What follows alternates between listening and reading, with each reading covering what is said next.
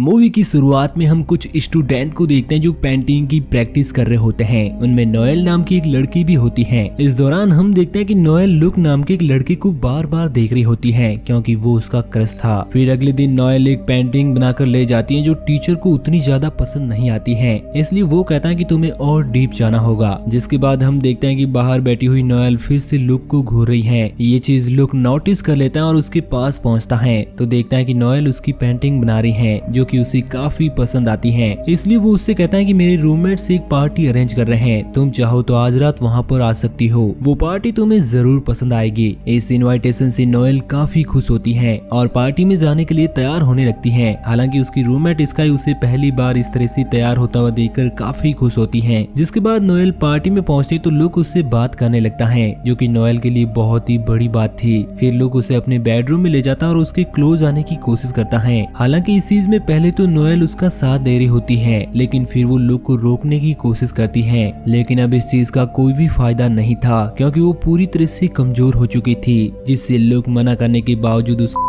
कर देता है और उसकी हालत बहुत ही ज्यादा खराब हो जाती है। इसलिए वो चुपचाप वहाँ से बाहर आ जाती है। फिर घर आने के बाद नोएल जब लेटी होती है तो उसकी फ्रेंड स्काई उसे खाने के लिए पूछती है, जिस चीज के लिए वो मना कर देती है। हालांकि स्काई उससे पूछते हैं कि आखिर तुम्हें हुआ क्या है, जिस बात पर नोएल कहते हैं कि मुझे कुछ नहीं हुआ, मैं सिर्फ थकी हुई हूँ। लेकिन स्काई समझ जाती है कि नोएल के साथ जरूर कुछ बुरा हुआ है, इसलिए वो उससे बात करने की कोशिश करती है। तो नोएल उसे बताते हैं कि लुक ने उसका बहुत ही बेरहमी से किया है। लेकिन इस बात पर स्काई बिल्कुल भी रिएक्ट नहीं करती और कहती है कि कोई बात नहीं, इस बारे में किसी से भी बात करना सही नहीं है क्योंकि मेरी एक दोस्त के साथ भी ऐसा ही हुआ था और जब उसने ये बात सबको बताने की कोशिश की तो उसका कोई भी फायदा नहीं हुआ, बल्कि सब लोग उसे और भी बुरी नजर से देखने लगे। इसलिए उसे एक बुरी रात समझकर भूल जाओ, लेकिन अगर तुमने इस पर आवाज उठाने की कोशिश की तो ये एक रात तुम्हारी पूरी जिंदगी खराब कर देगी। जिसके बाद नोएल क्लास लेने के लिए पहुंचती है, लेकिन वहाँ पर वो लुक को देखकर बिल्कुल भी अच्छा फील नहीं करती। साथ ही उसे डर था कि कहीं लुक दोबारा ऐसी हरकत करने की कोशिश नहीं करे, इसलिए वो क्लास छोड़कर कॉलेज के प्रोफेसर के पास पहुंचती है और उसे सारी बातें बताती है। तो वो उसे STI टेस्ट करवाने के लिए कहती है और पूछती है कि ऐसा होते हुए क्या किसी और ने भी देखा है। तो नोएल इस चीज के लिए मना कर देती है और कहती है कि लोगों ने हमें साथ में अंदर जाते हुए देखा है, लेकिन कमरे के अंदर कोई भी नहीं था। इस दौरान प्रोफेसर उससे ड्रिंक के बारे में भी पूछती है और जब उसे पता चलता है कि नोएल ने बियर पी थी तो वो उससे पूछते कि क्या तुमने सच में लुक को ऐसा करने से मना किया था। ये सुनकर नोएल को अपनी गलती का एहसास होता है और वो वहाँ से उठकर बाहर चली जाती है। तभी हम देखते हैं कि लुक ने उसे दोबारा से मैसेज करके बुलाया है और हैरान कर देने वाली बात यह थी कि नोएल फिर से उसके पास पहुँच गई थी।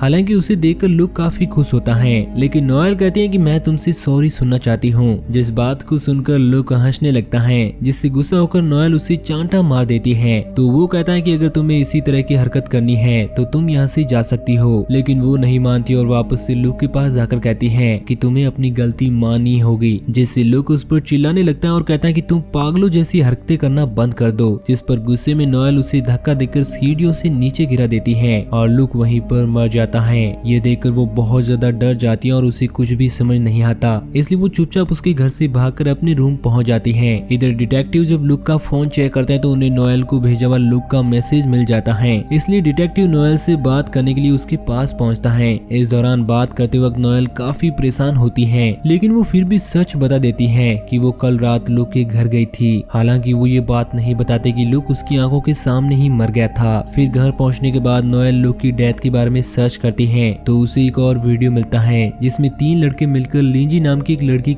कर रहे होते हैं। इसलिए नोएल पता लगाने के लिए उस लड़की के पास पहुंचती है, लेकिन वो लड़की इस बारे में कोई भी बात नहीं करना चाहती थी। इसलिए नोएल उसे बताते हैं कि सिर्फ तुम्हारा ही नहीं बल्कि मेरा भी हुआ है। ये सुनने के बाद लीजी उससे बात करने के लिए तैयार हो जाती है। फिर उन दोनों की बात करने पर हमें पता चलता है कि जब लीजी ने इस बारे में लोगों को बताने की कोशिश की तो किसी ने भी उसका यकीन नहीं किया, यहाँ तक कि उसके दोस्त भी उसे झूठा मानने लगे थे। यही वजह है कि अब तक किसी को भी वो इस बारे में नहीं बताती। दूसरी तरफ वो लड़के अभी भी अपनी जिंदगी जी रहे हैं और बहुत ही ज्यादा खुश हैं। यहाँ तक कि उन्होंने लीजी को चिढ़ाने के लिए मैसेज भी किया है। ये सारी चीजें जानकर नोएल काफी दुखी होती है। इस दौरान हमें ये भी पता चलता है कि लीजी अपने होने की वजह से अब कभी भी मां नहीं बन सकती। नेक्स्ट सीन में नोएल एक ऐसे क्लब में जाती है जहाँ पर उसी की तरह बहुत सारी लड़कियां मौजूद थी जिनका हुआ था। लेकिन उससे बात करके नोएल को इस बात का एहसास हुआ कि वो लड़की अपने पास्ट को पीछे छोड़कर आगे बढ़ चुकी है, इसलिए उसे भी आगे बढ़ना चाहिए और अपनी बची हुई लाइफ को एंजॉय करना चाहिए। इसलिए वो खुद को पूरी तरह से चेंज करके एक पार्टी में पहुंचती है। वहाँ पर उसे देखकर एक लड़का उससे अट्रैक्ट हो जाता है। इस दौरान नोएल भी उसके साथ रूम में पहुंच जाती है, जहाँ पर वो दोनों एक दूसरे के काफी करीब आ जाते हैं। तो इस मौके का फायदा उठाकर नोएल उस लड़की के ड्रिंक में कुछ मिला देती है, जिससे उसे पीने के बाद वो लड़का पूरी तरह से नशे में हो जाता है और वो वॉमिट करने लगता है, जिससे उसकी सांस बंद हो जाती है और वो वहीं पर देखते ही देखते मर जाता है। इस दौरान हमें पता चलता है कि वो लड़का कोई और नहीं बल्कि उन्हीं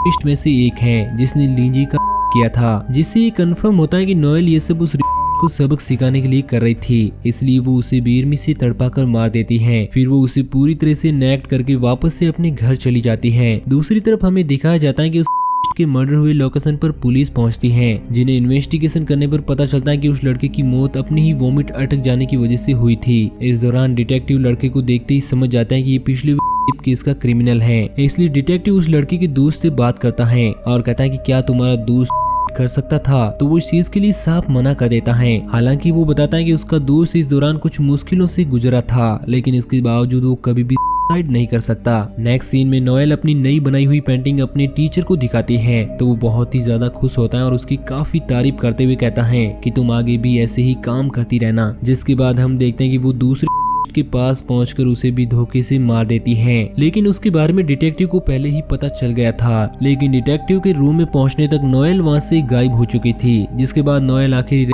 पास पहुंचती है और उसके सर पर एक हथौड़े से अटैक करके उसे भी मारने की कोशिश करती है, लेकिन घायल होने के बावजूद वो नोएल पर अटैक करके उसे जमीन पर गिराकर गला दबाने लगता है। लेकिन नोएल किसी तरह से हथौड़े को वापस से हासिल करके उस के सर पर हमला करके उसे मार देती है। इन सारी चीजों से पूरे पुलिस डिपार्टमेंट में हड़कंप मच जाता है, क्योंकि किसी को भी नहीं समझ आ रहा था कि ये सब कुछ कैसे हो रहा है। अब वो पिछले हुए सारे केस की फिर से इन्वेस्टिगेशन करने लगते हैं, और क्योंकि लीजी के केस से रिलेटेड सारे मारे जा चुके थे, इसलिए डिटेक्टिव पूछताछ करने के लिए लीजी के पास पहुंच जाते हैं। लेकिन उन्हें वहां पर लीजी से बात करके समझ आ जाता है कि उन्हें यहाँ पर कुछ भी हासिल नहीं होने वाला। इसलिए नोएल वापस से उसी ग्रुप में पहुंचती है जहाँ पर हुई लड़कियां वापस में बात किया करती थी। इस दौरान कुछ लड़कियां ट्विस्ट को मार रहे किलर के खिलाफ थी, लेकिन कुछ इस चीज के सपोर्ट में थी, क्योंकि उन्हें खुशी थी कि कोई तो उनका बदला ले रहा है। इसके बाद नोएल एक दूसरे लड़के से मिलती है जिसके साथ वो काफी खुश थी, लेकिन जब वो उस लड़के के करीब आने की कोशिश करती है तो उसे अपना ना होने की वजह से काफी अजीब लगता है, जिससे वो उस लड़के को खुद से दूर करके वहां से जाने के लिए कहती है, जिस बात से वो लड़का काफी हैरान होता है। यहाँ पर हमें इस चीज का एहसास होता है कि नोएल का होने की वजह से वो अपने आसपास किसी के भी होने का अच्छा महसूस नहीं कर रही थी। फिर जब वो घर पहुंचती है तो देखते हैं कि उसकी फ्रेंड स्काई ने अपनी नस काट ली है, क्योंकि वो किसी चीज से बहुत ही ज्यादा दुखी थी। फिर वो हमें अपनी स्टोरी बताती है, जिससे पता चलता है कि पास्ट में उसके साथ भी कुछ बुरा हुआ है, जिसकी वजह से वो पूरी तरह से बदल गई। अगली सुबह जब नोएल चेक करती है तो उसे पता चलता है कि उसकी रूममेट का भी किसी ने किया था। हालांकि उसने भी अपने का सामना करने की कोशिश की थी, लेकिन इस चीज का कोई भी फायदा नहीं हुआ, इसलिए वो अपना नाम बदलकर शहर में रहने लगी। फिर नोएल पुलिस स्टेशन पहुंचकर स्काई के केस की डिटेल निकालने की कोशिश करती है और पुलिस ऑफिसर को धोखा देकर इस चीज में कामयाब भी हो जाती है। जिसके बाद नोएल रिपोर्ट की हेल्प से स्काई की तस्वीर निकालती है और उसके घर पहुंच जाती है, जहां पर नोएल उसे धोखे से अपनी गाड़ी तक ले आती है और फिर इलेक्ट्रिक शॉक देकर उसे बेहोश करके गाड़ी की डिग्गी में बंद कर देती है। जिसके बाद वो उस आदमी को बंदी बना लेती है, और जब उस आदमी को होश आता है तो वो अपनी ऐसी हालत को देखकर जोर जोर से हेल्प के लिए चिल्लाने लगता है। इसलिए नोएल बिना समय गंवाए उसे मार देती है, और क्योंकि पुलिस भी वहाँ पर पहुँच गई थी इसलिए नोएल वहाँ से भाग निकलती है। हालांकि पुलिस वाले नोएल का चेहरा नहीं देख पाते हैं, लेकिन वो अभी भी जिंदा बच गया होता है, मगर उसकी हालत काफी ज्यादा खराब थी, इसलिए उसे आईसीयू में डाल दिया जाता है। अब डिटेक्टिव पूछताछ करने के लिए नोएल की रूममेट स्काई के पास पहुंच जाता है, लेकिन वो उसकी बात का कोई भी जवाब नहीं देती। फिर घर पहुंचकर जब वो नोएल का सामान चेक करती है तो उसके खून से भीगे हुए कपड़े और अपनी फोटो देखकर वो समझ जाती है कि उसके पर हमला किसी और ने नहीं बल्कि नोएल ने ही किया है। इसलिए वो नोएल के घर आने पर उससे पूछती है कि तुमने ऐसा क्यों किया, तो वो बताती है कि उस आदमी ने तुम्हें बहुत दुख दिया था और खुद अपनी लाइफ में आगे बढ़ चुका था, इसलिए मैंने ऐसा किया क्योंकि मैं समझ चुकी हूँ कि हमें कोई भी प्रोटेक्ट नहीं कर सकता। जिस बात पर स्काई कहती है कि मैं ऐसा बिल्कुल भी नहीं चाहती थी, क्योंकि अब सब कुछ खत्म हो चुका था, लेकिन अब तुम्हारी वजह से ये वापस आ चुका है, क्योंकि अब पुलिस मुझे फॉलो कर रही है। जिस वजह से नोएल कहती है कि मैं सब कुछ ठीक कर दूंगी और बता दूंगी कि जो कुछ भी हुआ है वो मैंने किया है, जिससे पुलिस तुम्हें फॉलो नहीं करेगी। फिर अगले दिन जब नोएल उठती है तो उसे अपने स्काई का एक नोट मिलता है जिसमें लिखा हुआ था कि मैं ही वो कैंपस किलर हूँ, इसलिए मुझे माफ कर दो। फिर हम देखते हैं कि स्काई ने अपनी नस काट कर ली है, जिसके बाद नोएल सारा इल्जाम अपनी दोस्त पर ही डाल देती है, जिससे वो खुद बच जाती है और अपनी दोस्त का लिखा हुआ नोट भी जला देती है। इन सब चीजों के बाद हम देखते हैं कि नोएल का ग्रेजुएशन पूरा हो गया है, पर जैसे ही वो वहाँ से निकलने वाली होती है पुलिस ऑफिसर वहाँ पर आकर उसे अरेस्ट कर लेते हैं, क्योंकि हॉस्पिटल में एडमिट क्रिमिनल की वजह से उन्हें सच्चाई का पता चल गया था। और यहीं पर ये मूवी एंड हो जाती है। तो दोस्तों आपको ये कहानी कैसी लगी नीचे कमेंट करके जरूर बताना, और इसी तरह की कहानियों के डेली डोज के लिए हमारे चैनल को सब्सक्राइब जरूर करना।